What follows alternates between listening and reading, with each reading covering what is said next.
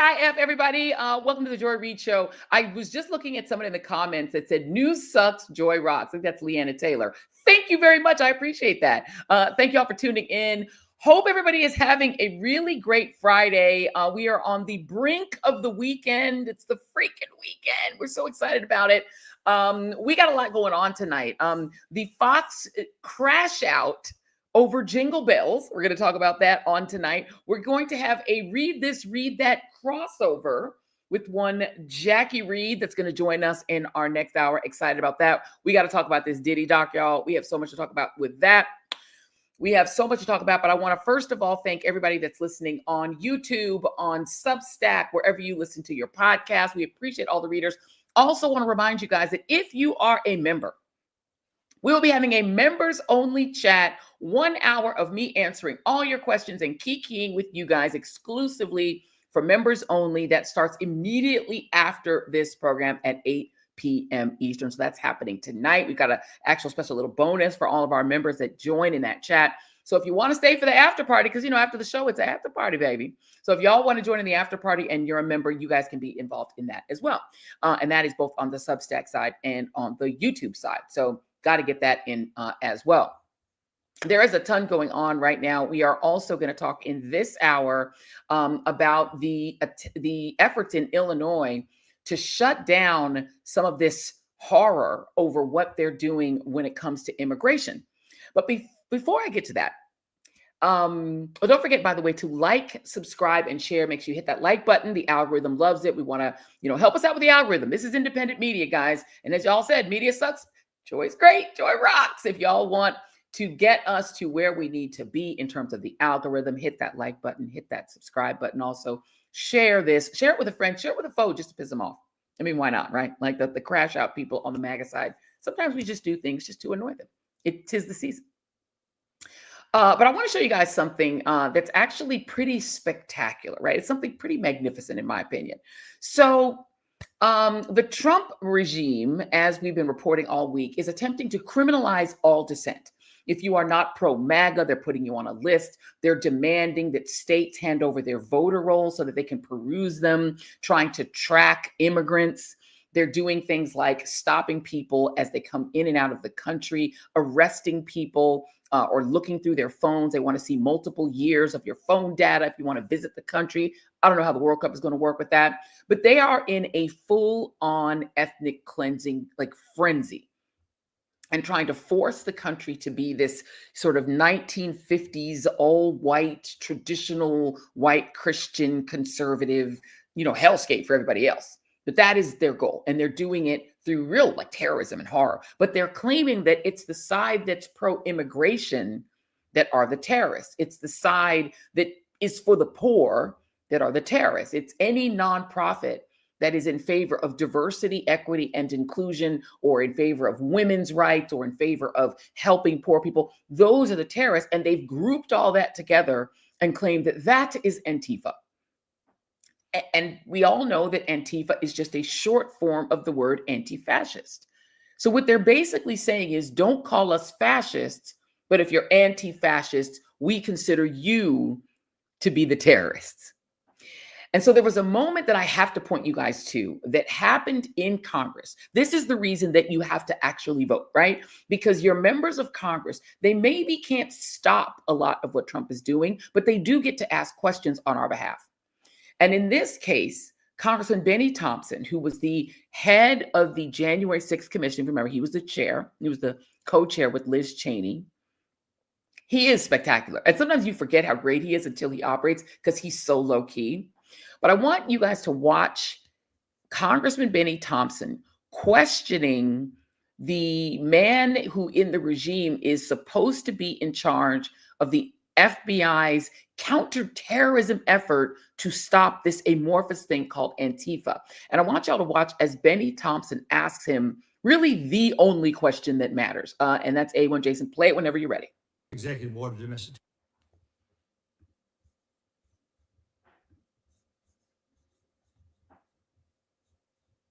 Oh, I don't hear it. They're the same. When you look at the data right now, you look at. Can we rewind it? Oh, there we go. Domestic terrorist organization, Antifa. That's our primary concern right now. All right, that's what President Trump did. What does the FBI say? We share the same view. When you look at the data right now, you look at the domestic terrorist threat that we're facing. Right now, what I see from my position is that's the most immediate violent threat that we're facing on the domestic side. So where is Antifa headquartered? What we're doing right now with the organization. Where in the United States does Antifa exist? Yeah. If it's a terrorist organization and you've identified it as number one. We are building out the infrastructure right now. So what does that mean? We're trying to get the information. You say Antifa is a terrorist organization. Tell us as a committee, how did you come to that? Where do they exist? How many members do they have in the United States as of right now? Well, that's very fluid. It's ongoing for us to understand that. The same, no different than Al Qaeda and ISIS. No, I don't want you. I'll ask one question, sir. I just want you to tell us. If you said Antifa is the number one domestic terrorist organization operating in the United States, I just need to know where they are, how many people. I don't want a name. I don't want anything like that. Just how many people have you identified with the FBI that Antifa is made of? Well, the investigations are active. Sir, you wouldn't come to this committee and say something you can't prove. I know. I know you wouldn't do that. But you did. Is Antifa in the room with you right now? Do you see Antifa in the closet, under the bed, under the carpet? The man who was humiliating and beclowning himself in that hearing is the FBI's National Security Branch Operations Director, Michael Glasheen. Michael Glasheen, who could not answer really the only question.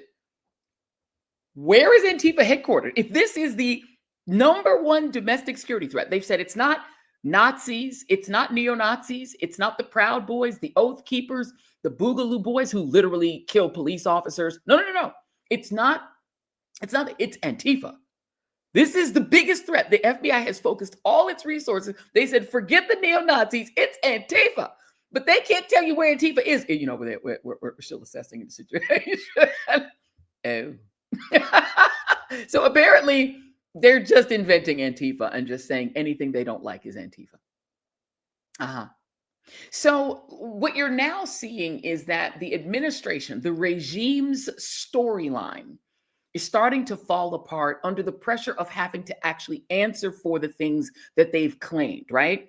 They've claimed that there are 30 million people who were let out of insane asylums that are all serial killers that were let into the border by Joe Biden, and Donald Trump is now extracting them and getting rid of them and removing them. And he's fighting the criminal element that poured over our border by the tens of millions, 10, 20, 30 million people who came into the country who are all hardcore criminals. Except when they're actually deporting people, it's like the nice lady who sells arepas on the corner, or some nice construction worker, or somebody whose only crime is that they had like a speeding ticket 20 years ago. They're grabbing anybody brown or black they can get their hands on who to them looks like an undocumented immigrant, their term illegals, which of course is just the N-word for brown people. So what's now happening is that the reality of what they're doing is starting to crash, not just against the facts that the media cannot avoid. This is now in local news everywhere. These instances of them doing something other than getting rid of these hardened criminals, it's actually now crashing up against MAGA. MAGA's own base are starting to have to confront the consequences of what they themselves voted for when the waves hit their little ships of sea, right? Their little ships at sea are being bombed like the ones we're bombing in Venezuela in our so-called war. I want you all to listen to another hearing. This is yet another hearing that happened on Capitol Hill. This is, again, why we vote, because we want to hear these questions and answers. Even if right now you can't stop it, we need to know the info. So this is a hearing in which a man who is a Trump voter, who's a military veteran, and whose wife has been in the country for decades. Yet she, this Trump voter's wife, this military veteran Trump voter's wife, was kidnapped by ICE after he himself voted for Trump. This is A2. This is him explaining why he voted for Trump.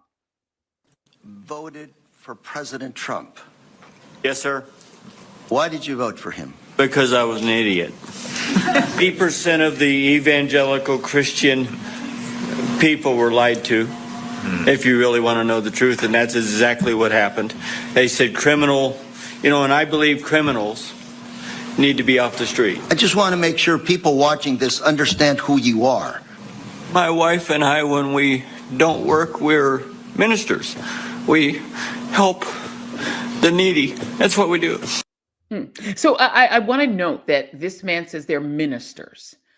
They're ministers. They are evangelical, I'm assuming, Christian ministers. He and his wife, who's now deported. But I thought that if you're a Christian minister, you're supposed to do what Jesus said, which is to care for the immigrant and the poor. And the immigrant is like a big part of that, right? That is, yes, in Decatur, Georgia, as Rotunda Nelson is saying. So that's weird, because I thought y'all were supposed to care about the poor, but you voted for mass deportation on purpose because you wanted the criminals removed from the country, because you believed it when Trump said that all of these migrants who came into the country over the border during the Biden administration were all criminals. So you kind of went against your own faith tradition in your vote, and now it's biting you back. It's a FAFO moment for him. But let me play you another hearing. This is yet another hearing. This is a hearing in which a number of American citizens are called in to testify to Congress because citizens are being deported. This is not just undocumented people who are being grabbed and in some cases are being sent out of the country or demanded that they self-deport or even just detained for sometimes days, sometimes weeks. It's also citizens. Here's another hearing, and this is A3. We're going to play that one. This is actually a tweet by the Department of Homeland Security, and it says, "Stop fear-mongering. ICE does not arrest or deport U.S. citizens. If a U.S. citizen is arrested, it is because they have obstructed or assaulted law enforcement. ICE does not arrest or deport U.S. citizens." I just want to ask briefly each of the 5 U.S. citizens that are here, is this tweet a lie? Mr. Retes, is this tweet a lie? 100% it's a lie. Ms. Figueroa, do you agree? Is this tweet a lie? That's a damn lie, and they know it. Mr. Chavarria, is this tweet a truth or a lie? It's a lie. Mr. Ramirez, is this tweet true or a lie? It's a lie. Ms. Velez? Thank you. Now, every U.S. citizen here agree that this tweet by Homeland Security is a lie. And Secretary Noem should be ashamed. She should resign. She should not be running any agency of the United States of America. I agree with that. Because she doesn't even, based on her own testimony in previous hearings, know what habeas corpus is. She doesn't know the basics of the law. And so Kristi Noem, the aforementioned, has been also crashing out because she can't seem to answer those questions. I'm going to come back to that. But before I come back to Kristi Noem, I want you all to listen to a young man named Mobashir. He only wanted to give his first name. His arrest and detention was caught on tape, like so many of them are. But he has then come forward and told his own story of what has happened to him. So here is Mobashir, and I cut in the video of what actually happened to him. You'll recognize the video, but here he was doing a press conference in which he, along with the mayor of the city, I think it was of Minneapolis, was speaking with him. But let's listen to Mobashir telling his own story. It's about 3.5 minutes. Mobashir, and I never expected to be standing in front of all these cameras and microphones. But what happened to me cannot stay quiet. What happened to me was unjust, uncalled for. I was simply on my lunch break. I literally went downstairs from my building. I wasn't even outside for mere seconds before I seen a masked person running at me full speed. He tackled me, pushed me inside the restaurant, like as you can see in the video. I told him I'm a U.S. citizen. What is going on? He didn't seem to care. He dragged me outside through the snow while I was handcuffed, restrained, helpless, and he pushed me to the ground and he put me in a chokehold. And they asked me, we have to verify if you're a U.S. citizen because I believe you're an illegal citizen because you ran from me. But as you can see in the videos that will be released, I'm simply just standing still. I asked them, okay, they said, let me take a picture of you to scan your face to see if you're a U.S. citizen. I declined because how will a picture prove I'm a U.S. citizen? I told him I have my passport. It's in my phone. Can I open it and show you? He declined. I told him, can I give you my name, my date of birth? He declined. So he took me on the other side of Cedar, and they kept me there for 45 minutes. Just asking, we have to scan your face, we have to scan your face. After about a whole hour, they said, okay, we can do your fingerprints on our phones. And the fingerprints were not working. So I guess they waited on 20 more minutes, and they said, we're going to take you into Bishop Henry, all the way in Bloomington. While they were driving me all the way there, they were wasting time. They kept going back in the same highway. I told them, are you guys lost? But they said, yeah, this is our first time taking someone in. And they had the maps out and everything. And they were trying to intimidate me. So after I arrived at the facility, they parked up. The gate was closed. And they made me step outside in the snow while it was snowing. And they said, we have to scan your face or we're not going to let you inside the car. So I had no choice. I let them scan my face. I was so cold. I guess the face thing, I guess it didn't work. So they finally took me inside the facility. They kept me there for another 20, 30 minutes. At that time, I asked for water. They declined my water. And I also asked for medical assistance because my hands were numb and my back was hurting because he pushed me down and he put his whole body weight. They told me we don't have any medical staff at the facility. Some lady listened. I told her, yo, can you turn on my phone? I have my passport card. And she finally let me use my phone. I showed her. And she said, okay, we still have to do your fingerprints. I did my fingerprints. And they finally let me go. I asked them, can you take me back to where you picked me up from? They said, no, you have to walk in the snow. Like, they were being serious. I asked 3 times. They said, no, you're walking. And, yeah, all I did was step outside as a Somali American, and I just got chased by a masked person. He didn't identify himself. He didn't say, ICE, stop. Like, I felt like I was getting assaulted. I was getting kidnapped, and that's exactly what it was. And the way they were treating me, it was inhumane. They dragged me across the road. They slammed me to the ground, choked me. That was uncalled for. There's also more videos of someone came out. They had a copy of my passport. And I told the agent, he has my passport copy. And he said, we don't care, we're still taking you in. And they kept me for 2 hours. And if this is what's happening to a U.S. American citizen on camera, imagine what could happen to your loved ones when there's no one around to witness what they're doing.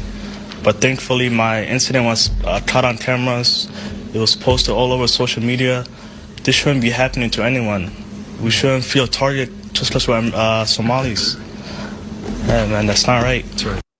20-year-old Mobashir, a 20-year-old U.S. citizen, and note the things that this regime is doing that don't really feel like a free country. Face scanning people, demanding ID of anyone that they think looks like an immigrant. This is giving apartheid, right? This is how apartheid South Africa worked.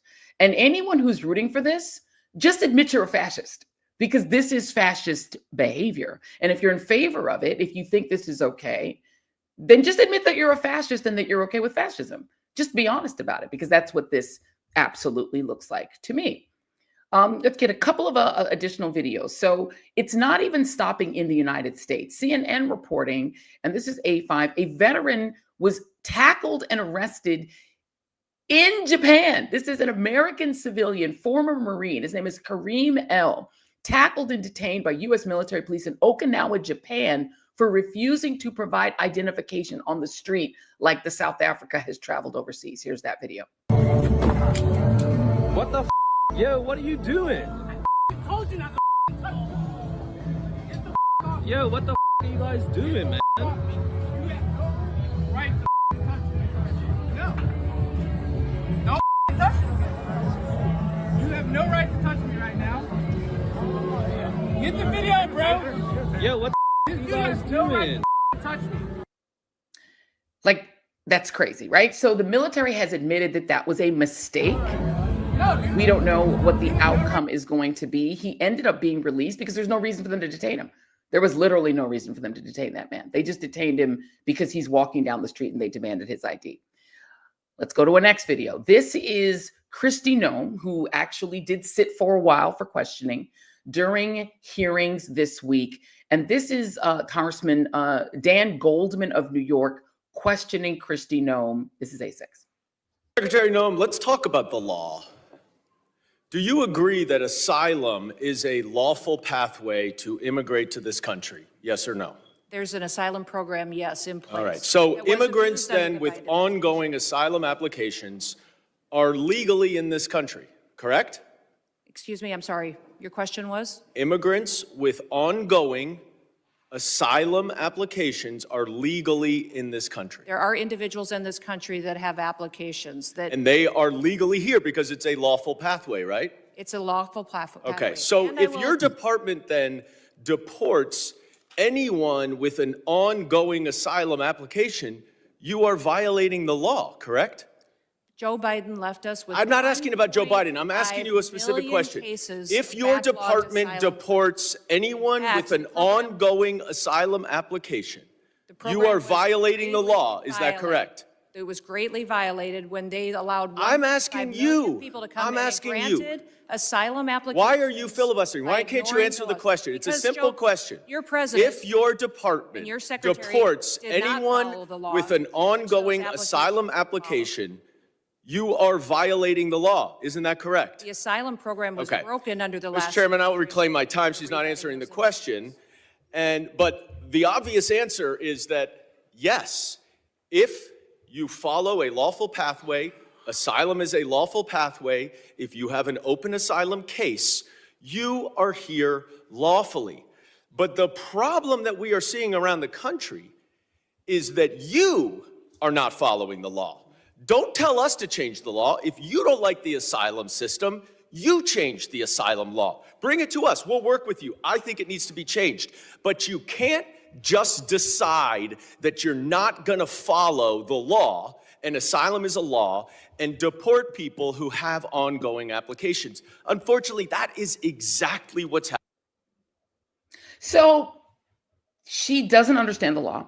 She doesn't actually know the law. And she can't follow it because she doesn't even know what it is. In a previous hearing a couple of weeks ago, she was asked what habeas corpus is, and she had no idea. This is the woman in charge of the Department of Homeland Security. It makes no sense at all.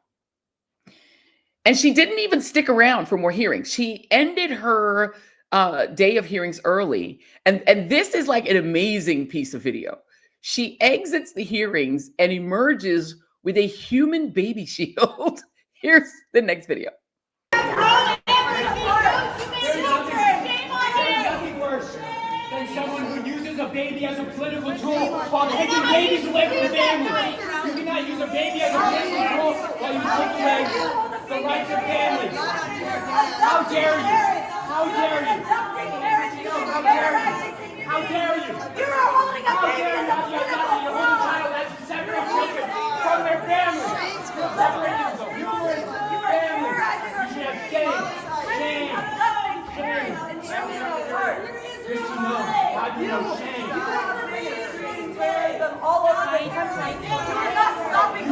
Okay, we can leave it there. She's got a baby. I want to know whose baby it is. I really just want to know whose baby that is. And the last thing before we do a quick advertisement, Donald Trump is making immigration pay, though, despite the fact that he's trying to keep people out, and Kristi Noem and the whole gang are doing everything they can to prevent anybody brown or anybody who isn't white from coming into the country. One of the things that he is doing, he is making immigration pay for Donald Trump. Here he is announcing how people can actually come into the country and potentially avoid being kidnapped by ICE. All they have to do is pay $1 million, man, and get that Trump Gold card. This is AA. A little description of the Trump Gold card, please.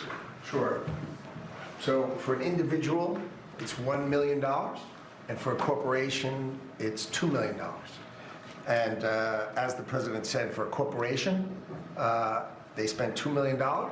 They can then have an employee, full vetting, the best vetting the government has ever done, $15,000 vetting to make sure these people absolutely qualify to be in America. Absolutely qualify. So you can pay $1 to $2 million and buy your way into legal immigration status. My question is, if you come in, are they going to put like some sort of a like patch on you so that ICE knows to avoid you? I mean, what if like a Saudi buys it? Aren't they brown? How will they know that the brown person paid the $1 million or the $2 million? How will they know? I mean, how are they going to know who's here to watch the World Cup and who's a tourist? They're also charging people additional money for your visa if you want to visit the country and making you turn over 5 years of social media records to come in. So they're making it so that tourists won't want to come here. They're making it almost impossible. But, if you pay $1 to $2 million, you can come in. This is the part where I want to announce to you all that, look, if this is raising your blood pressure, I agree with you. I join you. My blood pressure all up because of this. But luckily, this show, The Joy Reid Show, is brought to you by 120 Life, which is a great solution for high blood pressure. Half of all U.S. adults suffer from high blood pressure. It is one of the leading killers of people in this country, and I'm sure it's getting even higher given all of the news cycle. So 120 Life, which is a great tasting, really delicious drink. I love drinking it for breakfast. Jason and I have made it part of our routine because it tastes great and it actually helps to lower your blood pressure. It's got a lot of great natural ingredients. Health experts love it. They love the idea of it because it's something you can do that's natural that also will help you with your health. You can just grab yourself a blood pressure monitor, check it every couple of weeks, and make sure that it's doing what it needs to do. If you don't believe that it's doing what it needs to do, if it's not doing what it's supposed to do, you can actually send it back because they are giving you a 100% refund guarantee if you don't love it. Right now, you can get 20% off 120 Life by going to 120life.com. Use the code JOY or the code REID at checkout to get your 20% off. And it's a no-brainer because it's a love it or send it back guarantee. So that's it. Go to 120life.com, use JOY or REID at checkout and get your 20% off. Check it out. And if you don't love it, you can send it back. Love that. So I want to introduce our next guest because there are people in some of these states that are trying to do something about the lawlessness that we're seeing out of the Department of Homeland Security, a very Germanic title, if I do say so. And let me play for you Governor Pritzker of Illinois announcing a new law that is going to make it easier to protect the citizens and the people of Illinois. And here it is, B1. Over the past few months, the Chicago region has been subjected to a relentless campaign of cruelty and intimidation and abuse at the hands of ICE and Border Patrol agents under the command of President Trump and condoned by the Republican Congress. Our people have been forced to live in fear. Everyday activities like dropping off the kids at school, going to the park with your family, going to the doctor, showing up at your job has meant risking your safety and your livelihood. Fear and intimidation have been visited upon us by fellow Americans. It's unconstitutional. It's not the Illinois or the America that I know. Our nation is better than this. Standing here today with friends and neighbors, small business people, advocates, community activists, partners in government, and the General Assembly, I'm here today to sign into law an expansion of legal protections for the people of Illinois.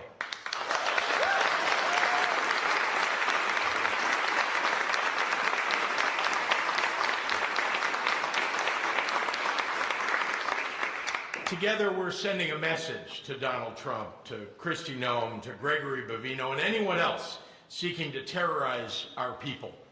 Your divisiveness and your brutality are not welcome here.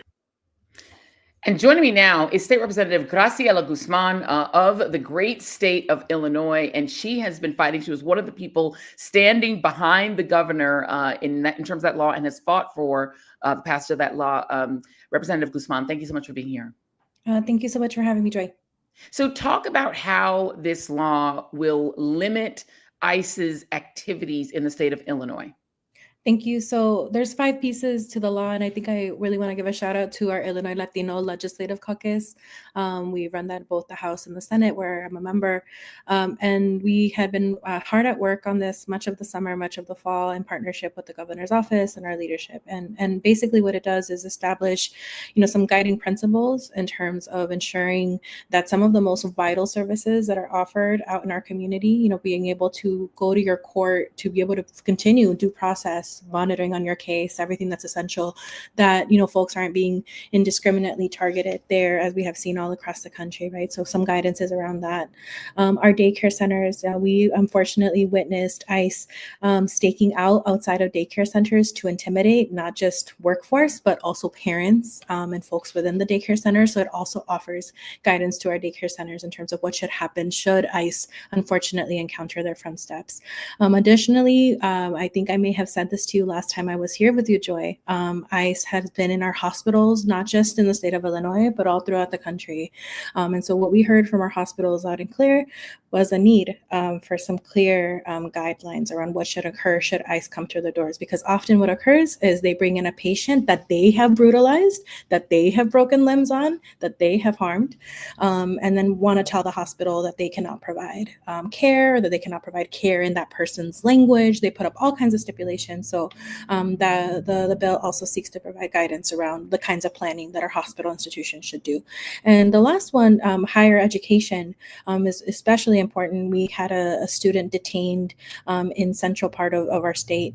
And what we wanted to be able to limit was the willful sharing of student and employee information to ICE. And so that also offers stipulations around that. And I think the piece that is a cornerstone, and I think in really ensuring that, one, the harms that are being caused by ICE are harms, that they are enumerated, that they are things that our folks should be seeking relief for, is that it seeks a pathway for folks to be able to bring those harms. And there are levels of egregiousness. So if a person is harmed and the ICE agent or the federal agent or the person that harms them is masked, if they use rubber bullets, if they use tear gas, if they conduct other kinds of harm as conducted in the bill, then that person is also available to be able to seek different kinds of relief in the bill. And I think it speaks to the pains in our community that deserve to be enumerated, that deserve the visibility, and also what we have heard from our community, that we deserve to be able to live with dignity, to be able to seek the services that we need. And this is a step forward for us, acknowledging that we know that ICE in all of its sinister ways, as facilitated by the Trump administration, by Kristi Noem, by all of these folks that seek to weaponize our communities against us, we know we're going to have to continue crafting legislation. So we expect that this will be work that we continue with the next legislative session in 2026.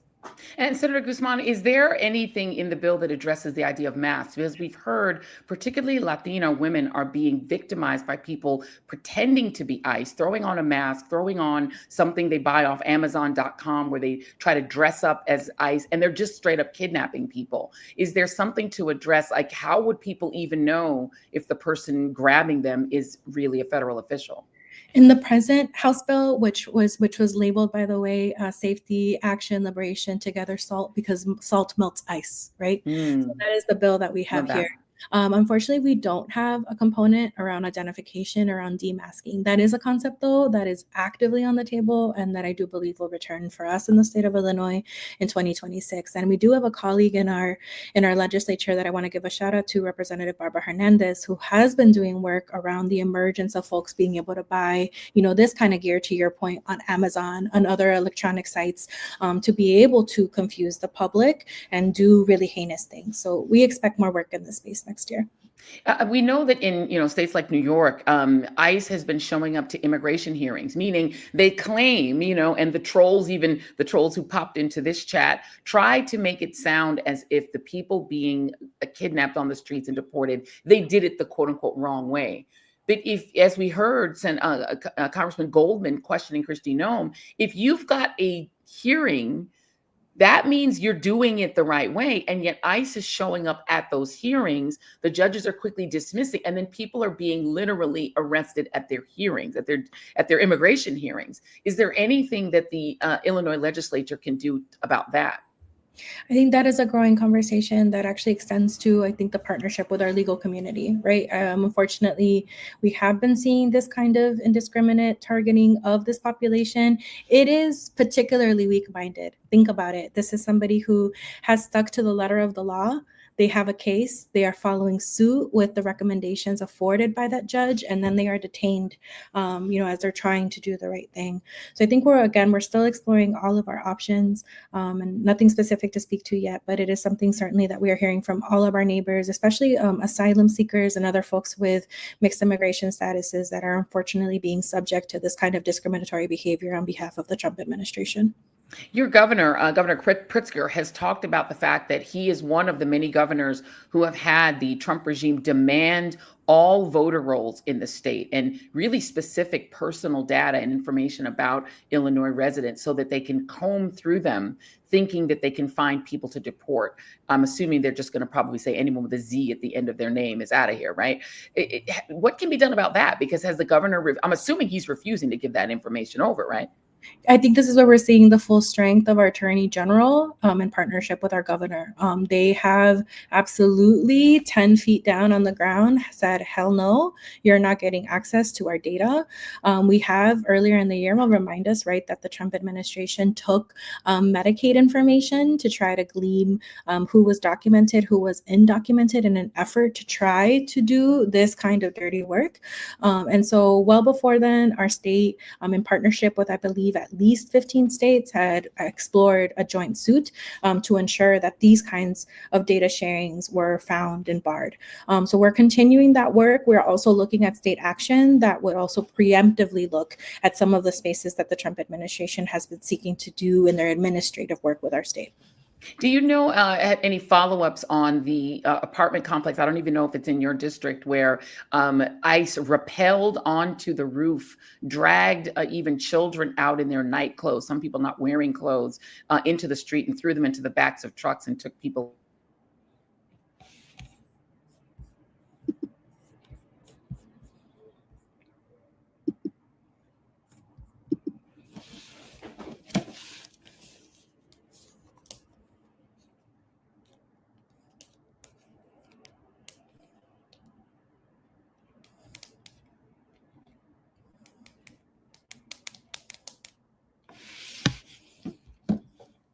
Oh, we got you back. Yeah. Do you have, oh, you're back. Okay. Do you have any updates on any of those cases?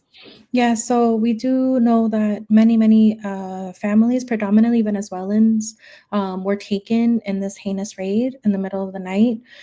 We unfortunately have found, because there is, this relationship between a slumlord, literally of a landlord, that had perpetuated her heinous living conditions, not just for those immigrants, but for also many Black Chicagoans that found, affordable housing within it. So I say that to say that this is a layered saga. Right now, much of that property is condemned as a result of the visibility that was rendered that day. Folks, wait, are you saying that the landlord called ICE on their own residents because they were basically operating as a slumlord? So what we learned actually as a part of this raid in particular is that there had been all kinds of community concerns related to this property, everything from heating to water to all kinds of things. And so the actual origin of the call is still being investigated. But I think more specifically, I think just to say that, the monstrosity of this raid has impacted the tenants. We are now dealing in a situation where unfortunately the entire apartment building may be condemned and closed closed, and in part due to the actions and the damages that were caused in that day. We have heard from many of the residents that have been left behind. There is significant mental health issues and PTSD related to how that response was committed to that day. And unfortunately, given the makeup of that community, many of those family members did, their entire family unit all resided within one apartment, and the entire unit was taken together. And so in terms of the self-advocacy of family, it's been very, very limited, as you can imagine, because everyone that they knew was taken together. So we're still working on a lot of the case management. It's not my Senate district, but it is in a Senate, in a sister Senate district where State Senator Robert Peters has been doing a lot of work on the ground to try to ensure that those residents and also the folks that were taken, are able to receive justice and the services that they need. State Senator Graciela Guzman, thank you so much. Please come back and give us any additional updates as they occur. Will do. Thank you, Joy. Thank you very much. So there you have it. And I think we need to follow up more about that slumlord, because this is a thing, right? If you don't want to provide the services that you're required as a landlord, what an interesting tack to maybe throw the people who live in your building under the bus. And we hope that that's not what happened, but it wouldn't shock me if that's what did indeed occur.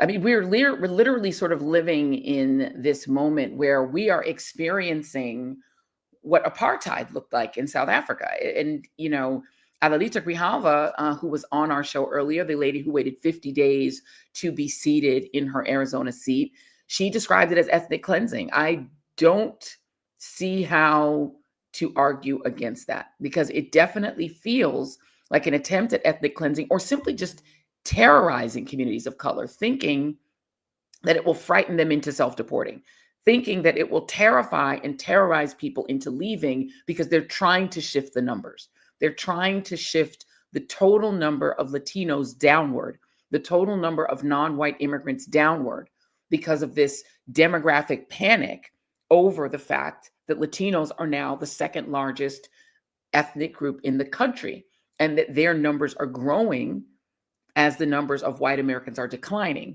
And this fear, right, the use of the word remigration, as Nubian Queen 6391 has said in the chat, that is a fascistic term that is now being commonly used by the government of the United States, the federal government, using the term remigration, which is a fascist term, attempting to try to reduce the numbers of brown and Black immigrants in the country, and even brown and Black citizens. I played you sound of Kristi Noem not able to answer the question why American citizens, U.S. citizens, including people like Mobashir, are also being detained, and why people are having demands for their ID made in these streets in the United States. That is apartheid.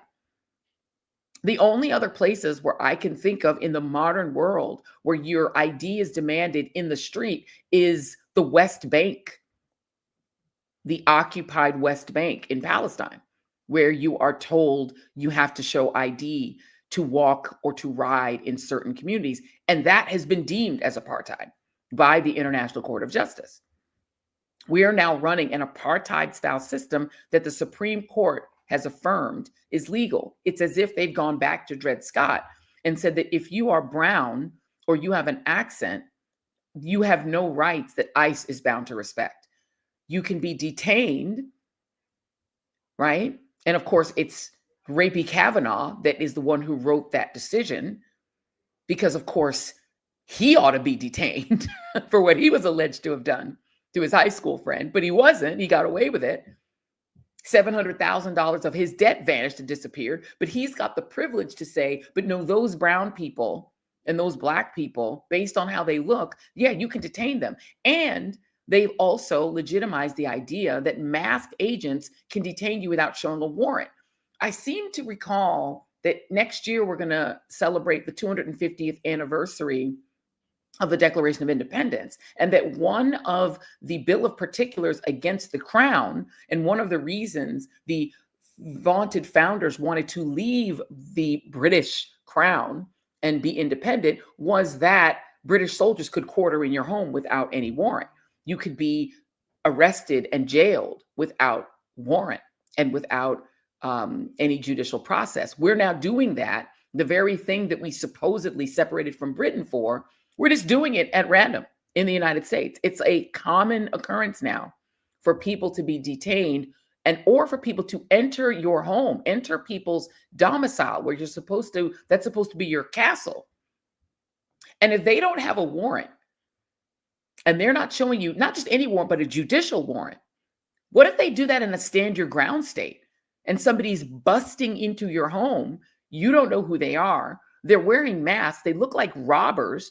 They bust into your home armed. What are you supposed to do? How are you supposed to react? And in a stand your ground state, if you react by taking out your firearm, are you going to wind up dead? We've had ICE agents shoot at people. You've had people hit by ICE vehicles. You've had ICE throw people to the ground. You've had them manhandle people in the street. If someone busts into your home, are you going to wind up like Breonna Taylor? Because her boyfriend reacted to somebody busting into their apartment by taking out his firearm. And then he got arrested. So how do these laws come up against each other? The Supreme Court has effectively said that these masked agents with showing no badges, showing no warrants, can simply detain and kidnap anyone they want for, they said, a brief period. Well, what is brief? People are being detained for 24 hours, 48 hours, 2 weeks, a month. What is brief? They've not adjudicated that to, I think, the satisfaction of most people who care about liberty and freedom. And this is supposed to be the Freedom and Liberty Party. This is the Second Amendment party. Do you have Second Amendment rights if somebody randomly comes up to you in the street, demands to see your ID, and then attempts to drag you off and throw you in their van?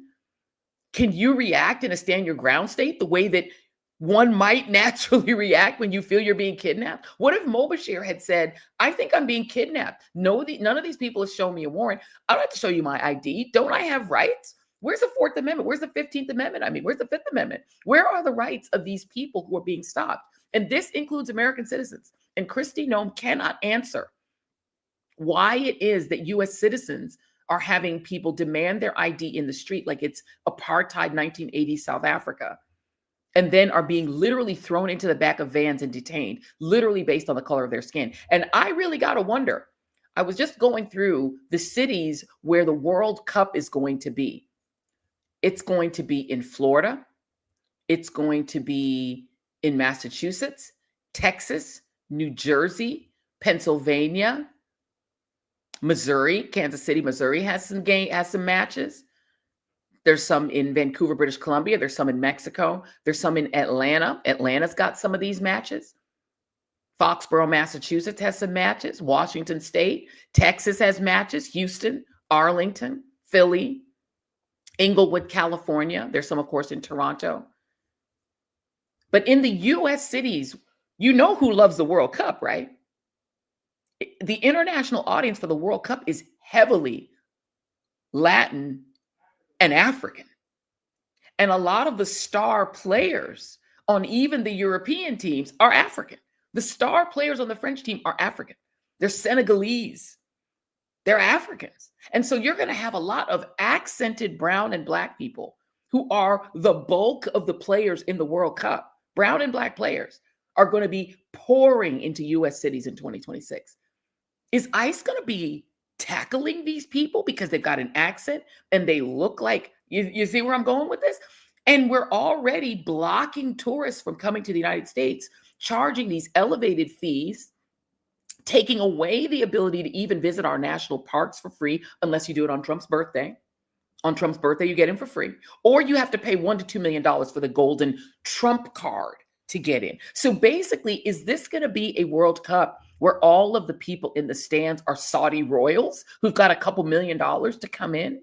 Donald Trump, if I didn't know any better, I would go back to all of those people who said that Donald Trump was turned in the 1980s by the Russians and that he really is attempting to destroy the United States, that he might really be a Russian plant whose goal is to wreck the United States. He's wrecked the economy. His tariffs are destroying people's livelihoods. He's ruined trade.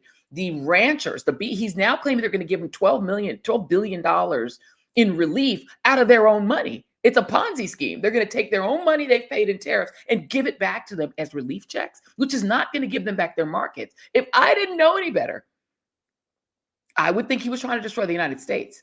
As somebody in the chat has said, what about the Olympics? Thank you very much. Marcus, for Marcus, I believe that is. Yeah, what about the Olympics? That's going to be people from all over the world as well, coming from Asia. So you're going to have Asian people. You're going to have African people. You're going to have Latinos. You're going to have black and brown and all kinds of people coming from all over the world. Are they going to get tackled by ICE? How does the United States succeed economically if we're effectively saying the only visitors we want here are multimillionaires and billionaires who can pay? I'm assuming Trump gets a cut of the right, or just white Europeans. You have to be a white European just to visit. And even to visit, and even you can't get into the national parks for free on King Day. What's happening here? Very interested to see how this works. And also the blue state governors who have matches in their states. How do they manage the tourism side of it, where they want the tourism, and the ICE side of it, where Trump's regime and Stephen Miller is maniacally attempting to rid this country of black and brown people? It's like a mania. It's like they've got like Nazi mania, and they are on an ethnic cleansing binge. It's like they're binge eating. How is that going to work? And I have to wonder if they've thought about it. And again, if I didn't know any better, I would think, you know what, maybe Trump really is trying to destroy the United States. Maybe the Russians have figured out the key to wrecking America is to put a man in charge of the country that actually hates America, that hates the United States, that hates the diversity of the United States, that hates the inscription on the Statue of Liberty, that hates the idea of a multicultural democracy and will destroy it, and surround himself with people like Stephen Miller, who despises the idea of non-white immigration. People like Tom Homan, who claims to be a Catholic, but is eager to deport as many people as he can. They luxuriate in mass deportation, but also in the abuse of it. They don't just want to deport. They want to abuse. They want to hurt people. And when you even see the trolls that pop in when we do a show like this, they're not even happy to just sit home and doom scroll through X Twitter to watch all the brown people get hurt. They need to like revel in it and come over and troll people to tell you how much they love it. There's a viciousness to it. You can almost see their fangs as they just luxuriate in the cruelty of it. They don't just want the numbers, because they're actually not getting necessarily higher numbers, but they're actually taking the video of what they're doing and turning it into almost pornographic video that they're posting on Twitter. And they're loving it. They're reveling in it, right? It's what they want. It's what they enjoy. It's so interesting, right? It's entertainments for his base. Donald Trump has been out doing all of these. He's out there doing rallies again, which is what you do when you know that you're losing, right? The numbers on the economy are shit. He's in the 30s, even on the approval on approval on the economy, which used to be his strong point. It's a lot of people voted for him thinking he'd make the economy better. His numbers are like in the 30s. And he's now out on rallies, and what he's doing to get his base back on side is foaming at the mouth about people from Somalia, getting them to hoot and foam at the mouth and bare their fangs about African immigrants. That is how he keeps them entertained. And then the other way, of course, and there it is right in the chat, right on time, overthrowing Maduro and stealing Venezuela's resources. We're already being pirates taking an oil tanker, a Venezuelan oil tanker. And when the guy from Fox asked Trump, well, is this now not about drugs? Is this now about oil? Trump went into his whole, dementia speech about they're sending the people from the insane asylums. No, they're not. They're just sending brown people who were trying to escape from Maduro. That's who came over here. So what we're seeing is this simultaneous, sort of frantic theft. Donald Trump Jr. getting a $600 million loan for some new business he's starting. They're just guapping money from the Saudis and from the Qataris. They're just selling America, selling it for parts to the Middle Eastern dictators, trying to grab all of the natural resources from places like Nigeria and then covering it up with this lie about them caring about Christians who are being killed and persecuted. They don't give a damn about that. They care about trying to snatch the oil from there, snatch the oil from Venezuela, guap up all of the natural resources from Ukraine. While his base is being entertained with what definitely you've got to feel like Klan rallies.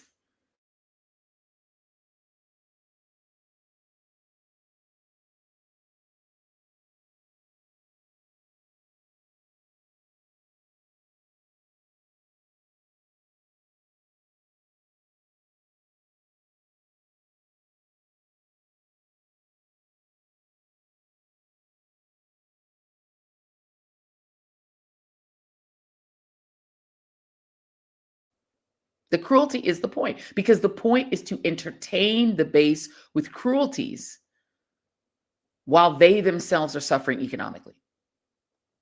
They themselves are suffering economically. Someone's asking what happened to the emoluments clause. Apparently, it's all optional. Who knew that the president of the United States could simply ignore things like the emoluments clause and do whatever he wants if he so desires? Maybe some Democrats should have done that.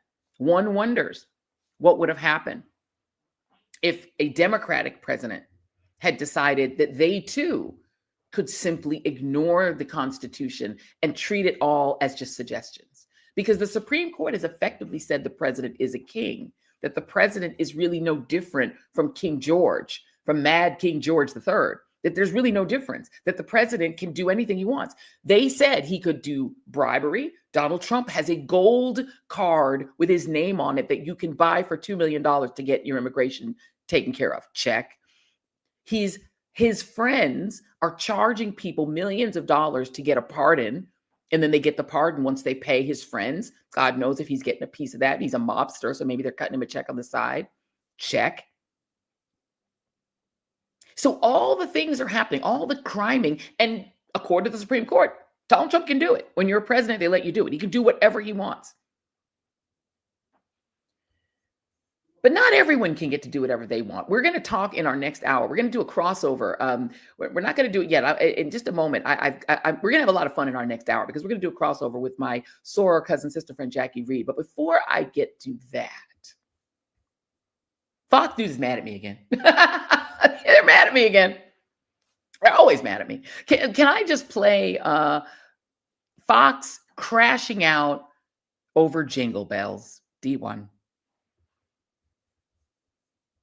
That being said, I think what Joy Reid is doing here, it's like viewing things through the lens of the 1619 Project type mentality, right? Of using the sins of the past to condemn modern day future. And, look, America has a history of racism in the past, but we've evolved as a society and we've gotten better.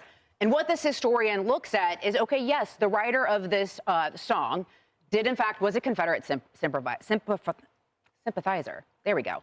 And the Boston historian found that, I guess, the earliest documented performance was by a white minstrel group in the 1850s. So there's some kernel of truth there. But just like, this sort of distorted worldview of Joy Reid, throughout the time, no one views it as a racist song. And even this historian mentions that the song inherently itself is not a racist tune. And so she's sort of trying to slander people who enjoy this song today of ties to something that is non-existent and that is not relatable anymore. Look, I think history is important. Does that make sense? Obviously, yes, it does. But Lisa, to make that happen for Joy Reid and the rest of people who are just dying for more fantasy in their lives is to erase a part of our history. We're allowed to go forward from history, national anthem, all these things. I sing it at games in my history as a news anchor, I've been black the entire time. All the while, people were saying it was one thing or another, because we are allowed as people in America all over the planet to go forward. Charles, was this new or had you heard it? This I had not heard, but I do think it's time to give her a new name. Joy Reid? Yeah, kill Joy Reid. Yes. Right? Sucking the joy right out of it for us, Charles. By the way, this is what liberals do.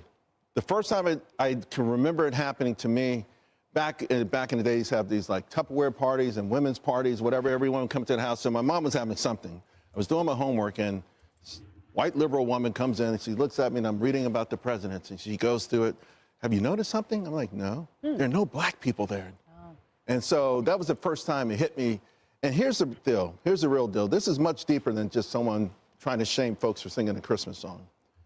Liberals' main goal is to make black people feel like crap all the time. To make black people feel like an empty husk of anger and frustration, that no one likes you but we do. And it's so sad because they aim it at young black people. This is a beautiful song. It brings about beautiful memories. It's something we all love and cherish, and to even touch it is stupid. But there's a greater effort here. They have always done this. They don't like you. These people don't like you. They've never liked you. We've got your back. No, you don't have our back. All you ever do is try to make us feel like crap, try to make us feel little, and it's a damn shame. It's abominable. Trying to make us feel little, trying to make us feel like crap. They try to make us feel little, and everybody's asking me their name. I'm sorry, I don't know their names. I don't know the name of that guy. I find it so interesting that the first lady, and I apologize for not knowing who she is, she acknowledges that the facts are true, but she's like talking about it is wrong. The other things that they do, that they did in this crash out on Fox, is they talked about what I did. They made this into, Harris Faulkner, right, is the black lady. Yes, I know who she is. I mean the other people, the guy, somebody, if you know his name, please put it in there. But I think what's so interesting is I live so rent-free in their heads that they targeted me by name for something that at the time I only reposted to my stories. So number one, they're trolling my stories on Instagram. That is the only place that I had posted it first. I've now posted it on my main account because I was like, oh, if you're crying, I need you to cry more. You see, because your tears taste like champagne to me. Your tears are champagne to me, which I drink in my Joy Reid cup. The only thing I was offended by were two things. Number one, it wasn't even in my account. It was on my stories. That's number one. It is in my main account now. Number two, it's not even my post. The post that is literally breaking these people's brains is by a brilliant young historian named Khalil Green. They're attributing his genius, which I didn't know the story of Jingle Bells and its minstrelsy origins, and the fact that the writer, as the white lady on Fox, or whatever her name is, said, really was a Confederate sympathizer. Like, I didn't know any of that until Khalil Green, this young historian who does a lot of incredible exposition of history on his Instagram and TikTok accounts. That is the guy who did it. It wasn't me. So I'm like, you could have at least given that brother credit for his work. You all are trying to put that on me because I live rent-free in your heads, and you are so obsessed with me that you couldn't even give that brother his credit. And also, you could have at least mentioned the Joy Reid Show. At least get me some more subscribers and likes if you're gonna tag me. And joining me now is the person who actually did the post.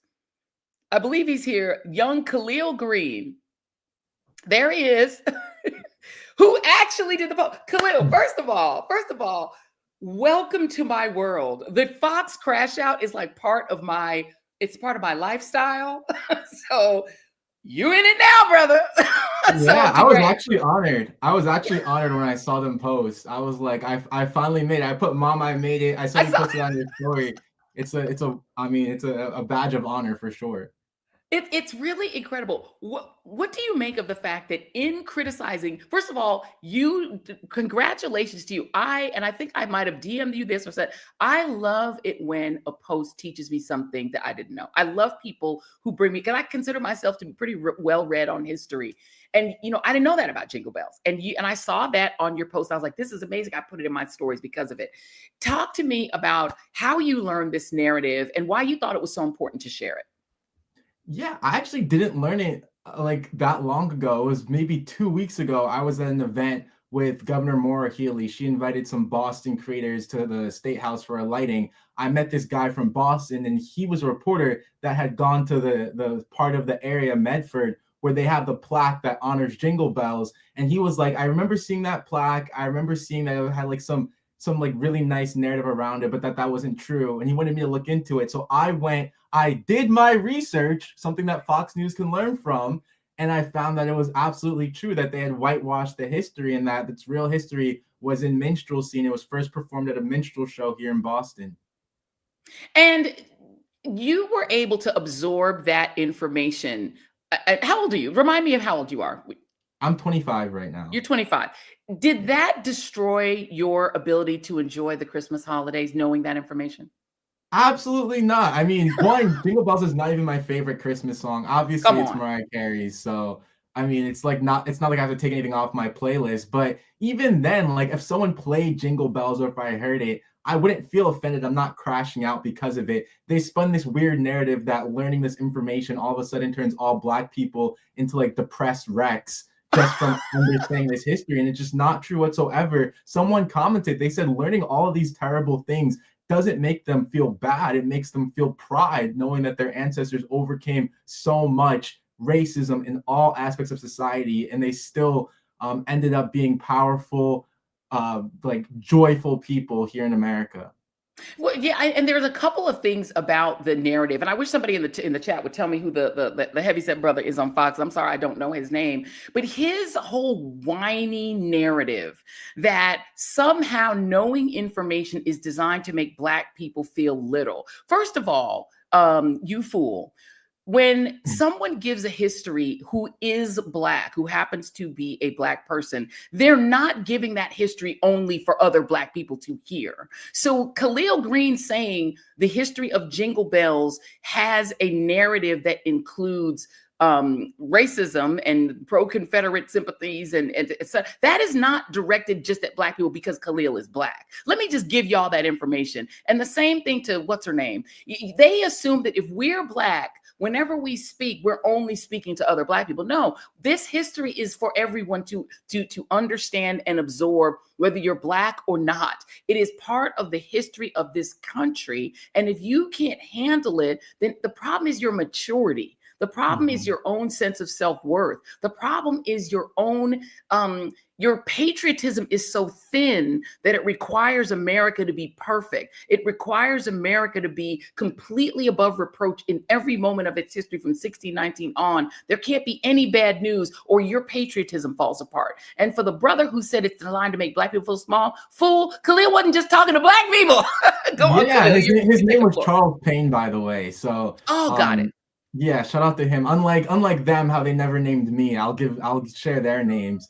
But Charles Payne is the one who said that. And I mean, yeah, there's a few points. I think one that I really just want to like put out there as the important point is that they completely strawmanned both you and the video. They said that we claim that you can't play Jingle Bells, that the lyrics are racist right now, that like nobody should ever play it. They really made up a whole argument because they knew that they couldn't address any of the actual facts. And the facts are that the guy who wrote it was racist. He fought for the Confederacy. He has other songs calling Black people N-words and darkies. And that's just a fact that the author of the article, that all researchers can agree on. And the reason that they had to make up something to attack is because they had no grounds for any of their arguments. It was actually like embarrassing to watch them try to find things to attack. Like they had to really just like search far and wide.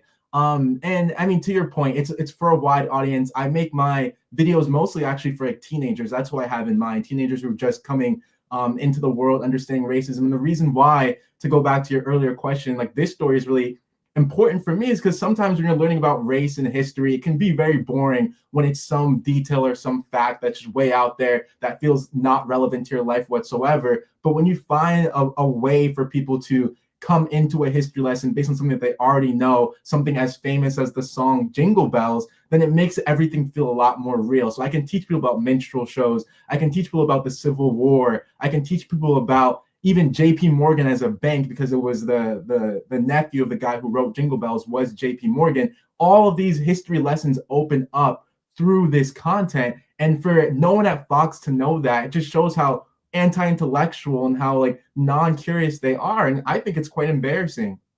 It is. It's because every year they do the war on Christmas, bro, and they just needed some. They were waiting for a trigger. They were just like, one of these blacks is going to give us the trigger so we can do our war on Christmas. Wait till they find out about the third stanza of the national anthem, and wait till somebody lets them know that Jesus wasn't even born on the 25th, and then that's a pagan holiday that got appropriated with the tree and everything. Don't let me tell you about the Bible verse that says you should not erect a tree of tinsel. Y'all don't even want to know about the truth about Christmas because that's not Jesus' birthday, but we won't even crash them out even more. Khalil Green, tell them where we can get your Substack because you wrote a great piece on it. Thank you for adding me because I feel like once we've begun to troll, we need to go all the way. So thank you for adding me on your Substack post. Where can we find you? Absolutely. Thank you. So my short form is at my name, Khalil Green. And if you want full length articles with all my facts, all my research, all my primary sources and secondary sources listed out, go to my Substack at historycan'thide.substack.com. History can't hide, there's no apostrophe, .substack.com, and you'll find a full-length article both on the history of Jingle Bells and my response to Fox News. I absolutely love it. History can't hide it. Can't even hide from Fox. Khalil Green, come back off and thank you very much. I appreciate you. A very quick turnaround to get you on. So thank you very much, man. Thank you. All right, y'all. We love it. Look, if they're gonna be crying, I'm like, wail. If you're gonna cry, you need to cry and wail. I want you to scream and cry. Fox. Y'all put his name again. What's his name again? Payne, Charles Payne. Charles Payne. Ain't nobody trying to make you feel little. You know, nobody's trying to make you feel little, and that didn't even make any sense. All right, let's go on and move on to the next story. We had to fit that in on today. So we are going to now, in just a moment, we're going to do a really great bringing together of my two podcasts, because of course my other podcast, which I absolutely love, is Read This, Read That, with one Jackie Reid. But to set that up, before we bring Jackie on, I have to play you guys the teaser to this Diddy doc. Let me know in the chat if y'all are watching this Diddy doc, because listen, it's a lot. Jason, if you could just play that little teaser of the Diddy doc, please. Oh, hold on a second. Let me tell you what number it is. It is the D5. Jesus walking on water. You know what I'm saying? Or Jesus having a breakthrough. You know what I'm saying? Because I can only compare myself to the Son of God. You feel me? Joining me now, I believe she is there, is Jackie Reid in the house? Yes. There she is. What's up? What's up, cousin, sister, soror, friend? Listen, cousin, sister, soror, friend, I had to get you to come on tonight because look, shaking and break.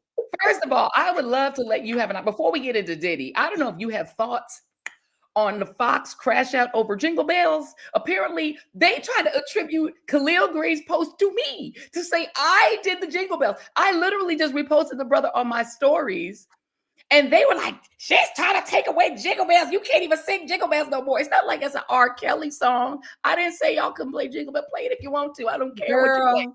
Anyway, I love that young man was like, now I made it, Ma. Look, Joy-Ann Reid is reposting my stuff, and Fox News is talking about me through her. This convinces me. I'm convinced that Fox, I don't put the news word with that. I don't either. Fox place, because they are not news. No. That they have a war room dedicated to you. Every because you're not on Twitter anymore, but every Instagram post, TikTok, Substack, every show, they have a team dedicated. They are paying people to watch, and everything that you put out, post, say, they are obsessed with you.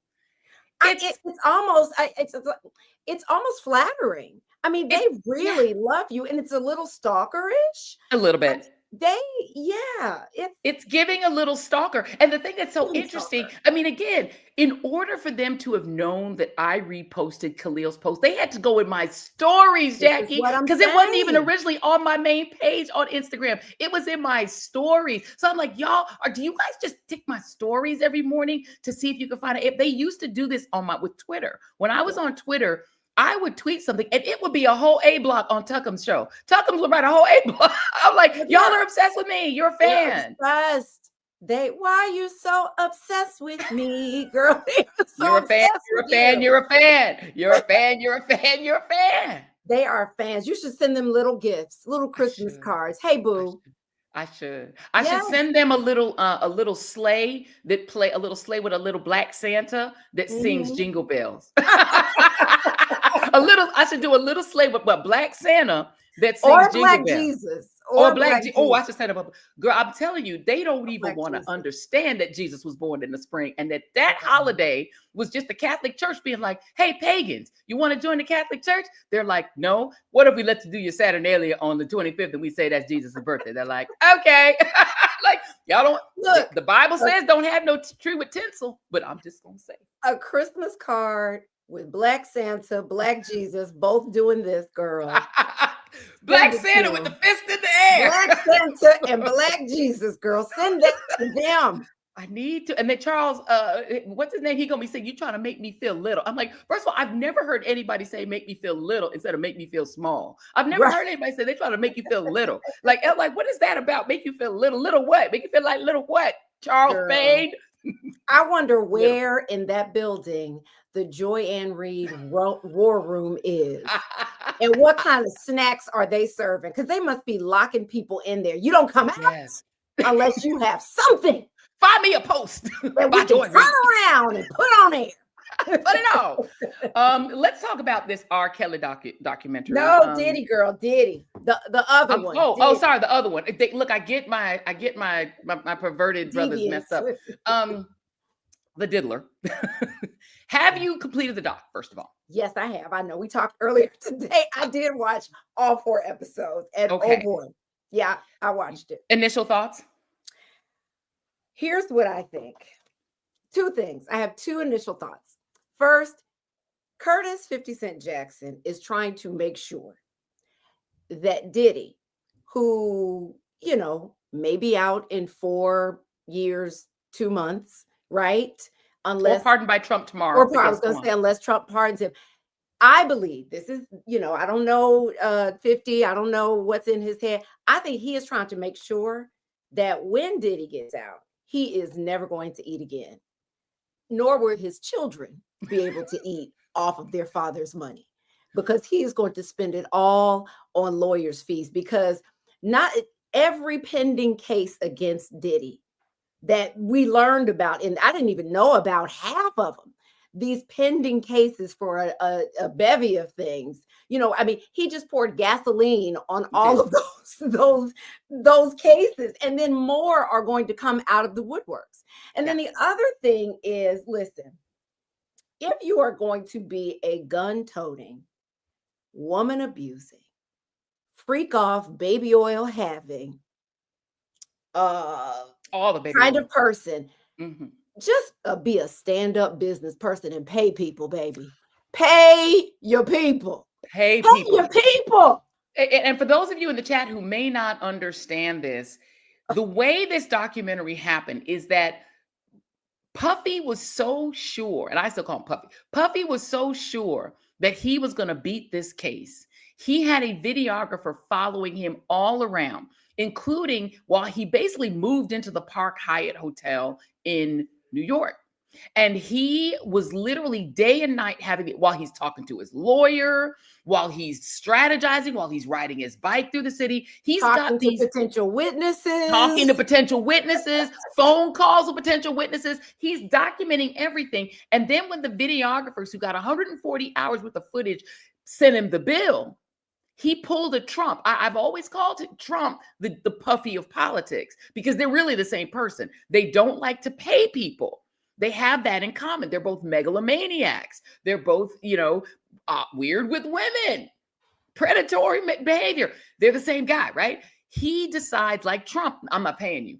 And so when, just for you guys' information, if a videographer, we have a production company, Jason and me, we have a production company, if we shoot footage that you hire us to shoot, and you don't pay the bill, guess who owns the footage? We do. So the production company owns the footage when you don't pay them. And so that footage went to the highest bidder. And who was the highest bidder? Fitty. Well, let me throw this in here because Diddy's lawyers have filed a cease and desist against Netflix based on this extra footage. Now, wait, let me pull it up. Pull it up. Because there are statements, because here's what happened apparently. The videographer that has been following Diddy around since 2019, by the way, he says that the footage that they have was the footage that they took when he had to take some days off, and there was a substitute videographer who stood in for him. Okay. That's the footage that they have. So let me just, so here's what the videographer said. This incident had nothing to do with any fee dispute or contract issue.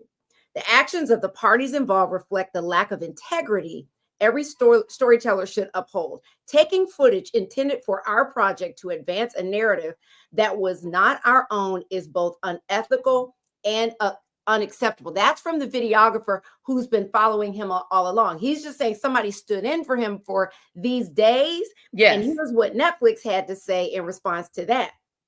Netflix said, the footage came to us. We obtained the footage legally and have the necessary rights. So, and they have all the money. Remember, Netflix is about to eat Warner Brothers. They have so much money. It's wild that they started out as the thing where you used to drop a box off and get a movie in the street. Used to get the DVDs, and then you would pick it up later. That's what they started out as. They like broke Blockbuster Video, and then they just became a monster that's eating Warner Brothers. But I mean, the reality is, I trust that they have legal this out. I'm sure this went through many layers of legal before they put this documentary out. So I'm sure they are quite lawyered up. I would be surprised if that cease and desist went anywhere, because they filed it like December 2nd. And here we are. And it's already been seen. It ain't gonna happen. But here's the thing. Somebody in the comments said something about Tupac and Biggie. I love the way they broke that down. But as a journalist, I want to see more. Like the fact or the accusation that he took the money to pay for this big funeral for Biggie, right? Well, there's that part, and then there's the other part. Let me play real quick before I get you to talk about that. Let's play Jason A. Let's see. Hey, Jason. Yes, let us play D6, which is a clip that was actually posted on 50's Instagram by I think his name is Eddie Bean. Take a look. All right. The Puffy documentary, executive produced by 50 Cent. Initially, my thoughts on the documentary was very well put together. Being a fan of documentaries, it was done with quality. The OG was in it. Shout out to Bill Bang, Pac's oldest living cousin. William Lassane is featured in it. First 2 episodes, I believe.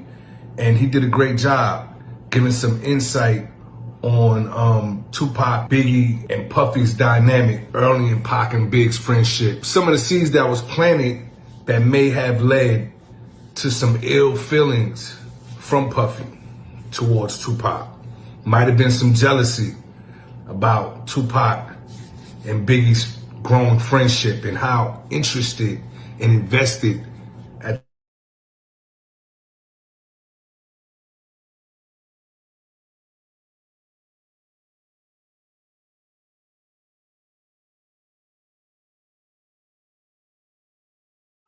Am I frozen?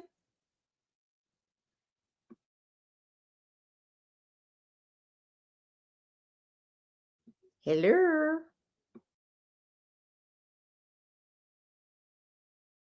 Yes, and they also, oh wait, hold on. Yeah, they sort of the narrative, we had a little bit of a freeze moment, but what he was basically going to lay out is that allegedly in this doc, as you saw, one of the allegations is that Puffy was jealous of Tupac and Biggie's friendship. sought to break that friendship apart because Pac really wanted Biggie to succeed and was really behind Biggie and was playing his demos and like really wanted, and that they were friends. And that Tupac and that Puffy had two parts of envy. Envy number one, he envied the friendship. Envy part number two, he wanted to be Tupac. He wanted to be the entertainer, not the marketer. He wanted to be the performer. And so he envied Tupac's talent and even Biggie's talent. And that he ultimately, after both of them were killed, both of them were dead, he then at that point emerges as finally getting to be on center stage. Your thoughts? You're muted. Girl, you know, because I got all these animals in here and everybody's acting up right now. So I will have to mute often. No, you know, I had never seen, because I'm not a hip hop head like you. So I really didn't follow all of these things. Like, you know, when Suge Knight said what he said, I don't know what award show that was, and took a swipe at Diddy. That was the Source Awards. The Source Awards, where he was like, you know, y'all got these producers out here who want to be stars and they want to be in your videos and all in the video. Yeah. I mean, here's the thing. I would like to see, because the thing that was most shocking to me was the police detective that they had. Yes. With the details about the Tupac shooting and Diddy's possible involvement of that, right? There was nothing concrete about that. It was all speculative. But then the part about the funeral for Biggie and even Puffy's involvement in that, right?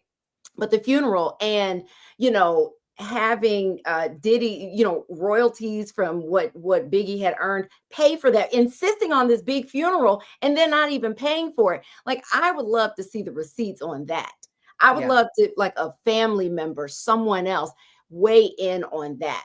Yeah. Well, by the way, the memes on that, where people are using the every breath we take and doing all of these incredible memes, they are hilarious and hysterical. Because, yeah, I mean, imagine making a brother pay for his own funeral after you're the one.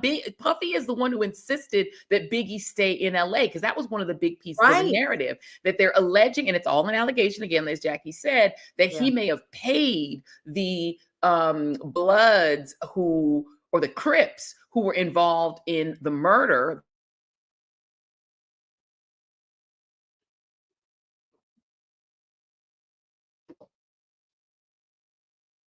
I don't know if I'm frozen or you're frozen. Who's frozen?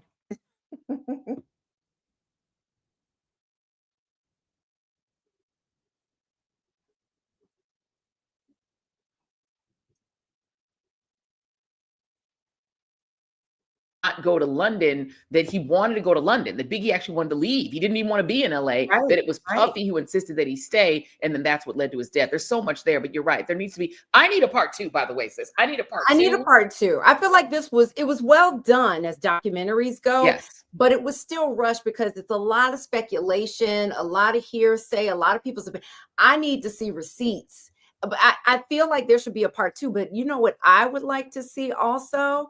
I'm gonna get some pushback on this. I think Diddy, it would be well spent money if he's saying, because he is saying everywhere that everything in this documentary that is just lies. Okay, brother, do your own documentary. Give us the other side. Show us that these are lies. Prove it. And the other piece that wasn't played out, and this is rumors that we've heard for many years about allegations that there was sexual abuse, not just of Cassie and the mistreatment of her, but of other people as well. Jason, if you could tee up D7, please. Yeah. I still would have been secret about it. I wouldn't just like snitch. Yeah. Because I'm not no snitch. Like, I was going to just deal with it. And I don't know why somebody that evil would. I don't get it. I don't know why somebody would do that to a talented, passionate people. Yeah. Like, you know, we talented, passionate people. I don't understand. No, it's okay, bro. I don't understand why someone would sit down and think about hurting someone. I don't know. Or laugh about it after they do it, you know. Like, I don't get it. That's why I said none of them are innocent. I'm out here to expose anybody, but none of them are innocent, man. Like, none of them are innocent. Y'all all coming after this man for millions of dollars when y'all were a part of it as well. There's implications in that there was sexual, and even in the documentary as we saw it, that there's intimations that there was sexual abuse of some of the male producers as well. And that theme is just sort of an undercurrent in the film. It's not explicitly stated, it's implied. And these are rumors that have been out there, that he was an equal opportunity sexual abuser. He was fluid. Yeah. Fluid. And so that's something that I think a part two could, and there are also people that just aren't in the documentary that you think, well, where's Mace? Where's where's Farnsworth Bentley? Farnsworth Bentley was like everywhere with him. Where's and Faith Evans? Where's Faith Evans? Where's Faith? Where's Faith? Right? Where's Mary J? Girl, but did your jaw drop in the 4th episode when the brother who was the co-founder of Bad Boy, Kirk Burroughs, when he was talking about how bad he did him with the money in the end, suggested that there was some kind of sexual assault? I was like, what? Listen, he implied that he took a baseball bat and threatened him. That also was done to Andre Harrell and others. And there have been these stories about him with his baseball bat. The alleged somebody was shot in a bathroom with the son. And there's all this great, but that one was jaw dropping. And again, it's not proven in the doc. It is an allegation in the doc that he also sexually abused him, his partner. Girl, his partner, they saved that until the 4th episode. But then the producer who did the latest album that came out in 2023. The Diddy Dirty Money album that nobody remembers. No, the one after that. Right. The one after that he did, this comeback. That he did, the brother who was staying with him in Miami, and he sent him to the strip club to get strippers, and he's like, I did all, and they didn't. They want to pay me $29,000, and then he started talking about he filed a lawsuit as well, saying he's drugged, abused, like all these things. Like I'm just like I can't keep up. It's so much. It's so wild that it's hard to there's so much more. This was to me only scratching the surface of things that have been, just like there were rumors for a long time about Bill Cosby in the comedy world. People had these sort of inside jokes, and people implied that they knew that this happened, that they knew that these bad things were happening, and they just didn't say anything, right? And that the comedy world kind of looked the other way as Bill Cosby was allegedly abusing women. And the same kind of thing, that those who pay attention to kind of the hip hop world, people have said stuff about him too, right? The Cassie thing, I think, blew people's minds because nobody had really implied that he was necessarily a physical abuser of women. That this stuff had been out there as rumors, and they didn't really go there in this documentary. But that group of men sitting there in tears, I know. You're thinking to yourself, what on earth was happening to these brothers? Oh, Curtis Jackson has to be planning a part 2. There, because there's so much more that was left unsaid, left unproven. And I want to hear from other people that were around, in the mix back in the day. Yeah. I want to hear from them on all of these things. So there's more to the story. Let's hear one more. And this one is D8, Jason. This is a surprise to me. And I think you might have sent me this. And I was like, wait, hold on a second. Here is a rare Puffy defender. Marlon Wayans, of all people, defending him. Here it is. Close to the situation. But you can create any narrative as a producer and as a director and as a storyteller. I can create a narrative. I could be like, you know what? You have. I could create a narrative. Well, we see it all the time on reality shows. Like, reality shows. Yeah, that's how you write a narrative. It doesn't mean it's true. It doesn't mean it's true. I can get interviews. I can do this. I can get footage, and I could make you think this about that person. Nah, for sure. Yeah. And that doesn't necessarily mean it's true. So for me, I think, look, 50 and Puff have a long-term beef. It's personal. It's between. People are saying 50's wrong for doing it, but 50's right for doing it. It's divided. It's between him and Puff. And before it's between him and Puff, it's between both of them and God. Just the way Puff is down on his luck and 50's kicking a man when he's down. God is gonna. If 50 ever luck turn up on 50, that you got to be careful what you put out. There's a karma to every action that you do. I mean, absolutely. It could always turn on the other way. And it's not like 50 Cent, I was very much opposed to what he was doing in Louisiana when he was literally stumping for the passage of a law that would have actually harmed teachers and other people in Louisiana because he has a film studio and he wanted a big tax break. So I'm not saying, and then he did this other thing where he attacked New York City, had this really innovative program for migrants, for immigrants, particularly from Venezuela, where they were leaving them in shelters and they weren't eating the food because the food, they were sort of generic food that they didn't eat. And so people were wasting food. And it's actually a brother that created this EBT card that they were using that they could use to shop in bodegas to buy food they liked. He savaged that program. So, I mean, I'm not a 50 fan here on this. But so it says, yeah, of course, karma can always come back the other way. So I'm not saying he's a good guy. But it was surprising to me to hear anybody really at this point defending Puffy. What do you think? Well, Marlon came out to say, after getting much backlash from that interview, that he wanted to make it clear he was not defending Diddy.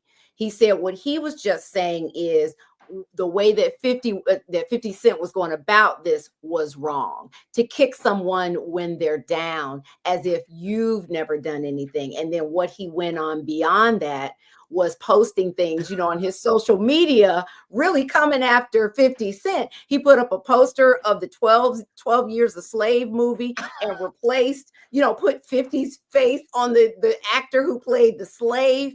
He has video of, is it Puffy and Diddy, Puffy and 50 in a hot tub or something? Yes, they're in a hot tub back. Marlon has been going in, but 50's been coming back at him. But I was like, now be careful, because I don't want to go up against the Wayans family because they run deep. It's not just people you seen on TV. They run deep. And they've been in the industry a long time, and they know a long time now. They know a lot of things. And so people are talking in the chat about the fact that some of the people who we also want, J-Lo hasn't said much. The whole thing with Shine, which was a horrific, like everyone knows that happened, that he let Shine go to prison and get a 10-year bid for something that I don't think anyone really who's really been paying attention believes he wasn't involved in. He and J-Lo kind of walked away and left Shine held in the bag. That we'd love to hear from him. I would definitely, we heard Craig Mack's widow talking about, him having to ask him for $100 when he literally had a Grammy nomination and a hit record.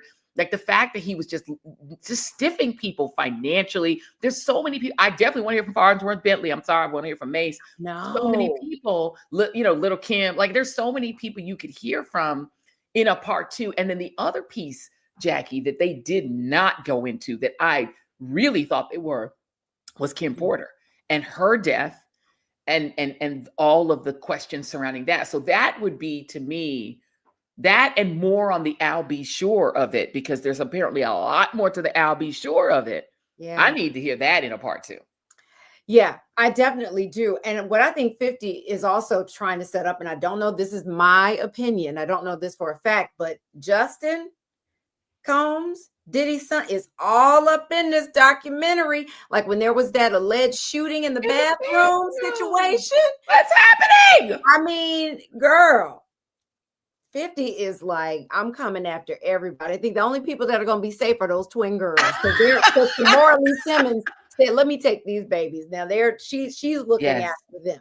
Yes. And the thing is, I can't imagine being a kid, young person, they're young, they're not kids, but having all of this, just the stuff that actually was presented in court, setting aside what was in the doc. There were days when Puffy's mom and his daughters and sons were in court. I cannot imagine sitting and listening to this horrific stuff said and then having a normal relationship with my father. Like, I can't imagine. Well, I would be surprised if that wasn't part of the legal strategy of Diddy's team to say, let's make sure that these jurors see his family, his kids, so there's a sympathy factor. But if he's been their father this long, I would guess that there's been a conversation about, you're going to hear some lies. Yeah. People are going to say things that aren't true. This. Y'all know I had that baby oil because I was gardening and I needed, the plants that I have takes a special type of water mixed with baby oil. It's not for sexual. You don't need that much baby oil to garden, baby. That's a lot of baby oil. Even in the hotel room when they talked about the inventory of what they found in his room. Why was that baby oil in the bathtub? Why was there baby oil in the? Why are you stocking up on baby oil? And other lubricants, like plenty of lube. So much. Girl, and the whole guy who had the whole interview with the guy who was having sex with Cassie and Diddy involved sometimes, and like this is what he's alleging, but it was like this ongoing thing. Girl, that to me was like that's its own documentary. And also the fact that he wanted to always have him come out there on the anniversary of Biggie's murder. That this was like a celebratory, sex thing that he wanted every single anniversary. The things, y'all, if people in the chat are saying they weren't going to watch it, but they are compelled, you really should watch it. Even you have to watch it. Even if you're not a hip hop fan, if you weren't following this, I'm not. As a narrative, as a mystery, as just a story of the kind of brokenness of humanity and what wealth can do to people to create impunity. And what I would relate it to is the Epstein files. Because what you have in both of those cases, or Harvey Weinstein or Bill Cosby, there's so many of these narratives, or R. Kelly, of people when they get great wealth, but who don't have great moral foundation. When that when that lack of moral foundation meets unlimited wealth, what it does to warp a person, and also when no limits are placed on people when they're young. I said the same thing about Trump. If you read Mary Trump's books, it's the fact that they had unlimited wealth, at least in his side, his part of the family. His father was stingy with the children, but he was willing to offer unlimited wealth in exchange for you being a killer, as he would say it. By the way, I didn't even address the fact, I'm sorry to go off topic. Why did the Fox people call me Killjoy? Like, that doesn't seem like a good idea to say that. Oh, to say that you're a killjoy? A killjoy, yeah, but I'm saying using that terminology don't feel like a good idea in this environment. I think I'll throw that in. Yeah, but that's fair. It's like, I mean, I know what it means. I know what it means. But it's like, but I'm like, maybe don't say that, because one of the people on the set had to be like, we don't mean literally. Yeah, but anyway. Wait, let me just say to the people in the Joy-Ann Reid war room, let's rethink that. Don't use that terminology. That could be problematic for you all, legally. Yeah. So, just take that back to the people. Yeah, you don't do that. But to be back to this, I think that what we're really seeing, and we're seeing it across the board, whether it's Trump, Jeffrey Epstein, Ghislaine Maxwell, who was very privileged and who had a father that was super powerful and rich. These people, their wealth is not matching a moral foundation. And so when they can do whatever they want, and I would throw in boredom. These people get so bored that they're not excited by normal pursuits. They start to get into the outre and the abnormal, because normal sexual relationships just aren't enough. It's not exciting. They start going into the weird and the cruel and the horrific, and they're just not limited. It's unlimited. And he was saying, I'm a bad boy. So he's like, I'm gonna live into it. Well, they're insatiable, right? They become insatiable. It's like, okay, now what? I mean, Diddy has so much money. I mean, hundreds of millions of dollars. I mean, the Ciroc deal, the Sean John clothing line deals that he made. I mean, to have a store in New York on Fifth Avenue, you know how much that real estate costs? And all the music that, where he wasn't paying artist after artist after artist, allegedly. He had a lot of money. And so when you have that and you can just flow and do all these things, eventually it gets bored. I mean, to the point that he didn't even want to have sex with Cassie anymore, according to this gentleman who was having sex with her for him. Money, I mean, or else there's some kind of ED going on where he couldn't have sex, but I don't know. Or he just really didn't like women. But the guy said he would kind of get involved sometimes, but he would, they would take turns. And also the weird thing about him always wanting to be with the woman, the girlfriend or exes of people he knew, of like literally targeting, even Kim Porter initially, like all these girls are somebody that he knows ex. It's like, if you dated Tupac, that's who he wanted. He doesn't want just a person that's free and clear of his friends. He was like, Al B. Sure's ex, I want that person because I'm dealing with Al B. Sure. That was just a weird piece of it too. Yeah, people like that are sick, girl. I've dealt with that in my life. It's just sick. It's just sickness. That's just that's thickness right there. But people are still, and even those jurors, when you heard what they said about the relationship with Cassie, well, he beat her in that lobby, but then she got back with him. I can't imagine that the prosecutors did not provide some kind of expert testimony talking about women, particularly in abusive relationships, and their mentality, especially someone who's been groomed from such a young age. I mean, I think she was 18 or 19 when they started that relationship. And just the jurors in that initial case, not this most recent one. I think it was the one against Cassie. It was just it was shocking to me, the things that their take. Yeah. Well, the lady was a fan. If you all watch the documentary, when you get to part 4, you're going to see a juror who clearly is a Puffy fan. A Black woman. Yeah. A Black woman. And she was clearly a fan. And again, people saying, just like Trump, it is very Trumpy. It's like, and I listen to people who are fans of, I think I posted something about it because I was on Carrie Champion's podcast, in which I did also talk about Stephen A. Smith, but it's another dragging. Not heard around the world. Around the world, girl, everybody sent it to me like I wasn't there. But and we talked about this, and in the comments when I posted it, the Puffy fans were like legion in the comments and defending him. And the thing is that people develop a fandom that makes them not willing to see the wrong and the evil. And there are people who jump in here are trolls for Trump. There's nothing that Trump could do, even to them, that would break them from it, because they're in a cult. It's a cult-like fandom that is really kind of weird. Yeah. I mean, if they don't hear it come out of and even if they did hear it come out of Trump's mouth, they'll blame it on AI. Somebody said Stockholm syndrome. Exactly that.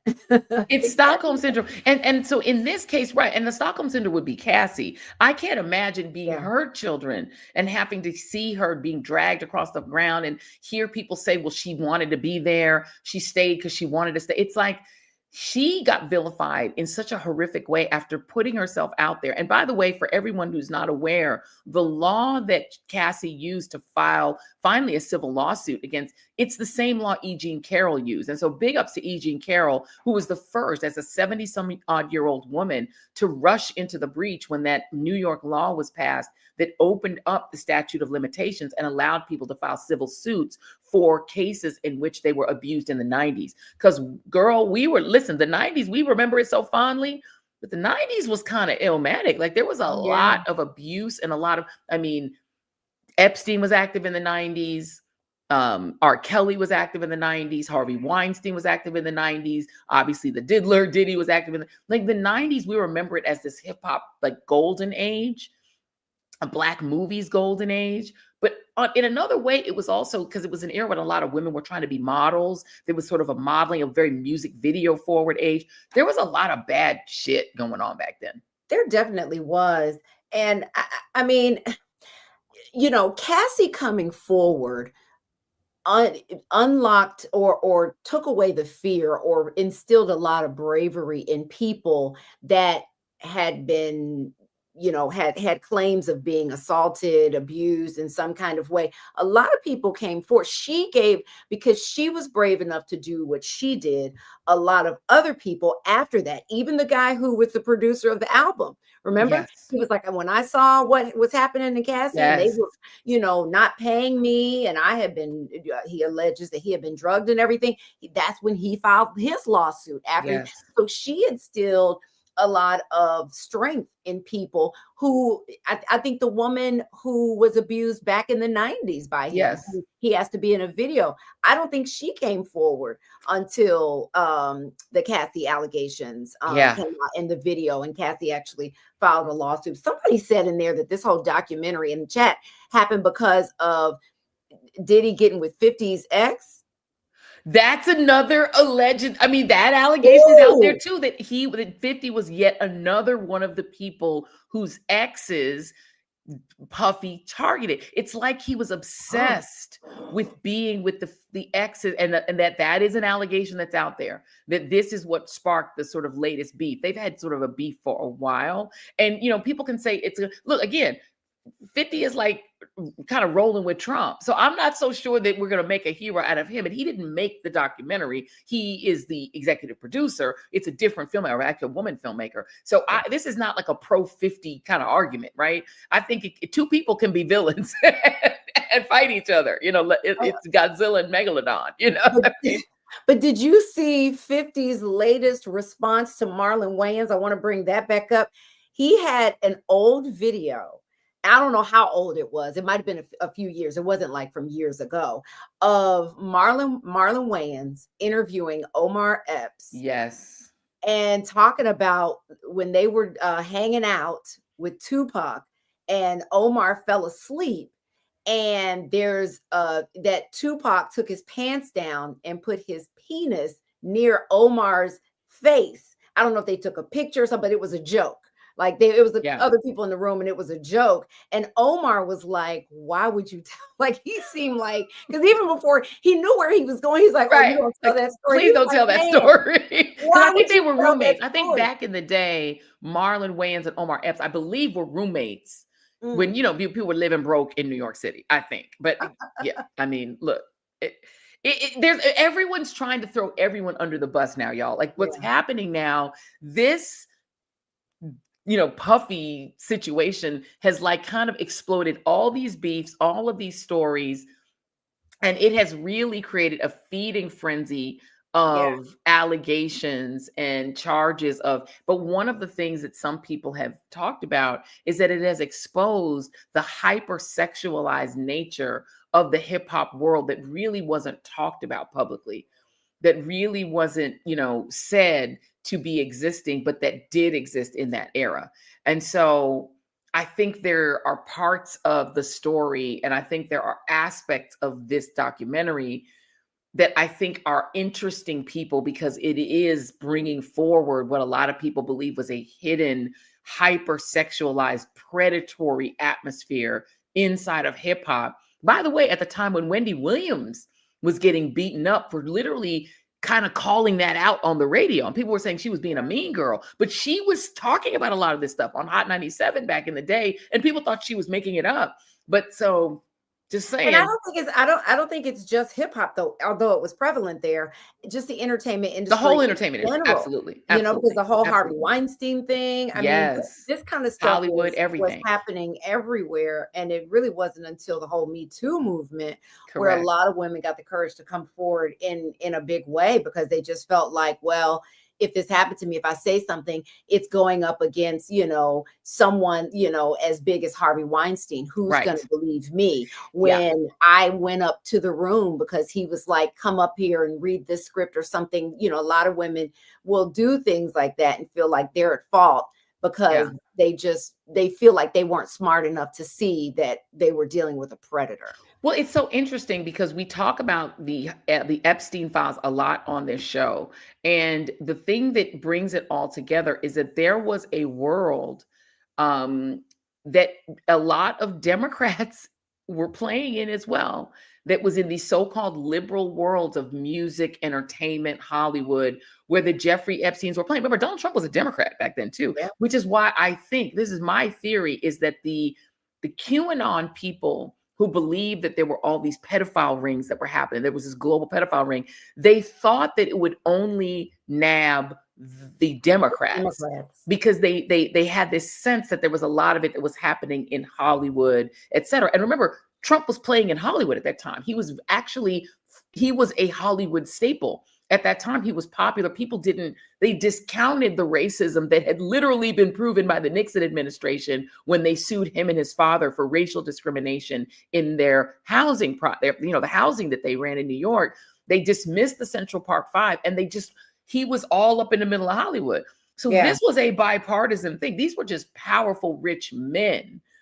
And that was the thing that brought them together. And so I think the QAnon people thought it was only going to be Democrats. So they were like, release the Epstein files, only to find out that a lot of their favorites, I mean, look, there was people that were giving money to Harvard. There was Bill Gates that was hanging with Epstein. Like, this was across the board. This was just rich, untethered men.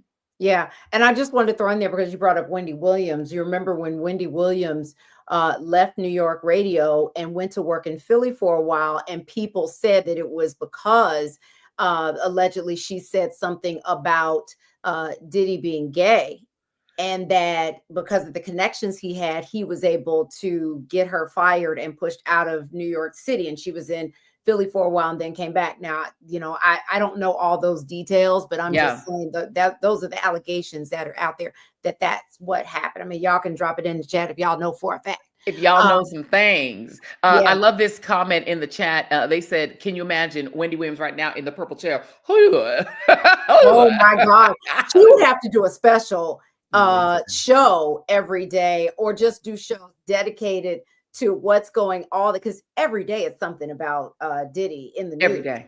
I mean, as a matter of fact, I'm going to reach out. We know that Wendy Williams, by the way, she seems to be extricating herself from her sort of forced confinement. And Wendy, if you're listening, holler, because we have a mutual friend. I'm going to reach out to him because I would love to interview Miss Wendy about all of this. Let me know in the chat if y'all would like to see Wendy Williams on here to talk about this subject alongside. We'll do the three of us, Jackie Reid, Wendy Williams, and me. This is the show I think that the people want. Hot topics for real. My soror sister, cousin, friend, Jackie Reid, thank you so much for being here. Let everybody know where they can find you, because you've got so many great things in addition to Read This, Read That. Please let us know. I do. In addition to Read This, Read That, please subscribe and follow and like us here on YouTube for Read This, Read That. But I've got the Jackie Reid Experience. I mentioned it on our show and on some other projects I've been working on.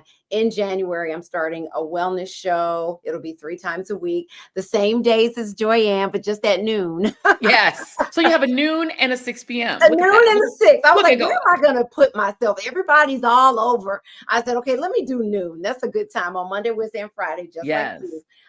That's when I'm going to do a live show starting on January the 5th. So that's at the Jackie Reid Experience on YouTube.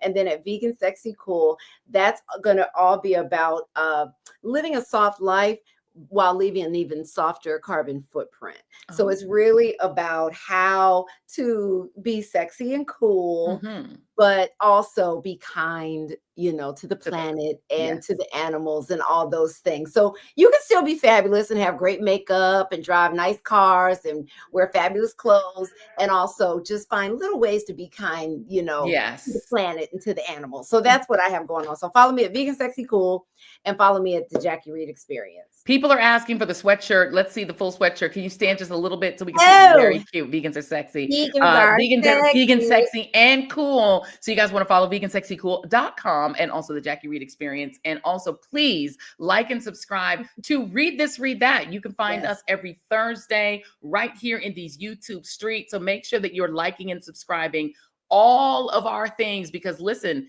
independent media is where it's at, y'all. You're going to get all the TEAT, you're going to get all the fun, and you're going to get Jackie Reid. That's right. And Joy Reid. Or I'm sorry, Joy Reid here. Yeah, well, it depends. It depends on where I'm at. Jackie Reid, thank you very much, soror sister, cousin, friend. I will see you soon. Bye-bye. Thank you very much, y'all. Well, we're coming to the end. I have to let you all know that we are having some internet issues. As you've seen, we've frozen a couple of times. So I believe I am being told now what we're going to do is the chat, the members only chat that we had planned for today. We want to make sure that it actually comes off and we don't have freezing taking place in that. So we're going to reschedule that for Monday, because Monday will be in the stronger Wi-Fi or the stronger internet. So we're going to do that on Monday after the show. So apologies to those of you who were all geared up to do the chat tonight. It won't be a Friday night party, but the after party will be Monday after the show. So at 8 p.m. sharp on Monday, we will do our members only chat. But the good news about that is it gives you a couple more days to subscribe or become a member, whether you are a reader, which is a member over at the Substack side, or on this side, a member on the YouTube side. So we're going to give you a few more days, give you the weekend. But before we go, let's get our moment of joy going. And this moment of joy is something that I'm really actually excited about, because I thought it was such a beautiful tribute from the fashion world to the people who are immigrants in this country, who are really just catching so much hell. And the fashion world decided to come together and create something that I think is really beautiful. Edward Enninful, who is a fashionista, put this together, and I thought it was so beautiful. It's also on my Instagram, but we wanted it to also be our moment of joy. And Rolam. Juarez Aloalia, and I am an immigrant. I'm Adriana Lima. And I am an immigrant. I'm Jasmine Sanders. And I am an immigrant. My name is Jahara Ali. And I'm an immigrant. I'm an immigrant. मेरा नाम राधिका है और मैं एक अप्रवासी हूँ. I'm Cuba Tornado Scott. And I am an immigrant. Mi nombre es Carmen Carrera. Soy inmigrante. Worship David Yang. And I'm an immigrant. I am an immigrant. Привет, я Лео Топалов. Soy inmigrante. I am Winnie Harlow, and I am an immigrant. Cześć, nazywam się Ania Rubik. And I am an Immigrant. I'm Natasha Pauly. And I'm an immigrant. My name is Joran Dunn. And I'm an immigrant. Je suis une immigrante. Migrant. I am an immigrant. I am an immigrant. I'm Iman Hamal. Expatriert هستم. Ich bin an immigrant. I am an immigrant. My name is Doutzen Cruz. And I am an immigrant. I am Een immigrant. I'm Riley Montana. Ik ben immigré. I am an immigrant. Ik soy een immigrant. I'm an immigrant. I'm an immigrant. Ik ben een immigrant. I am Diane von Furstenberg, and I am an immigrant. America was very good to me. And like each and every person in that video, immigration is beautiful, makes our country stronger, makes our country better, and just makes our country flavorful. We don't want flavorless America. We want America with flavor. That includes the real true history of the country that we, unlike Fox, are not fearful of. And it also includes embracing immigrants of every race, color, and creed, religious background, and every other version of diversity. Yes, I hate to break it to you, MAGA. Diversity is our strength. Thank you all for watching The Joy Reid Show. We will see you on Monday. Have a beautiful weekend. We're going to gear up for our members only chat Monday after the show. And if you guys do purchase anything from the Joy Reid shop, we appreciate that. Make sure that you tag me at Joyanne Reid, tag the show at The Joy Reid Show or just Joy Reid Show, and hashtag it Wearing Joy so that we can put your cute little pictures right on this screen so everyone can enjoy how beautiful you are. Thank you all for watching. Have a great weekend, and we'll see you on the next The Joy Reid Show. Bye-bye.